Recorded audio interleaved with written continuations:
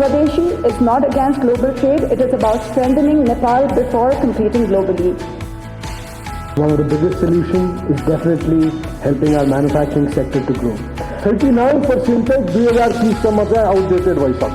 Agriculture चाहिँ असाध्यै neglected medicinal plant aromatic plant चाहिँ हाम्रो नेग्लेक्टेड सेक्टरको रूपमा रहेको छ.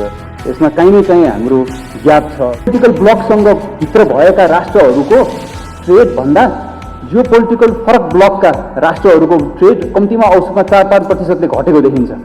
2030 सम्ममा 10,000 स्टार्टअपलाई प्रवर्धन गर्ने, 100,000 जब क्रिएट गर्ने, 1 लाख जब क्रिएट गरेर नेपाललाई चाहिँ स्टार्टअप फ्रेन्डली नेसनको रूपमा डेभलप गर्ने भन्ने हिसाबले कन्फरेन्सहरू हुँदैछ. व्यवसाय ऐन, विदेशी लगानी तथा प्रविधि हस्तान्तरण ऐन, विशेष आर्थिक क्षेत्र ऐन र कम्पनी ऐनमा संशोधन गरेर निजी क्षेत्रले चाहिँ यहाँ चाहिँ अब्स्ट्याकल छ है भनेका कुराहरूलाई वास्तवमा हामीले संशोधन गरेर त्यसलाई निकै नै सहजीकरण, नीतिगत तथा कानुनी सहजीकरण गर्न हामी सफल भएका छौँ.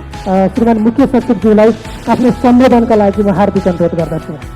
70 वर्षलाई हाम्रो लाइफ एक्सपेक्टेन्सीको चाहिँ माथिको लिमिट मान्ने हो भने 50 वर्ष हाम्रो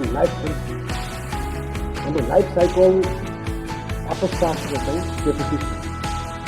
अब यो विषयवस्तुबाट हामीले चाहिँ हाम्रो इकोनोमिक पोलिसीहरूलाई नयाँ गर्ने हो भने गाह्रो. ठुलो तथा मझौला उद्योगहरू यसमा हामीले समावेश गर्नैपर्छ.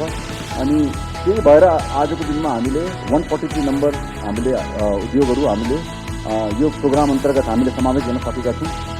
त्यही हाम्रो टिमले नेपाल सरकार लगायत BOI को तपाईँको साझेदारीमा अब हाम्रो थट के छ कि यसलाई कमसेकम 1000वटा सानो ठुलो तथा मझौला उद्योगमा नेपालभरि हामीले एउटा अभियानको रूपमा हामीले लिएर जान्छौँ.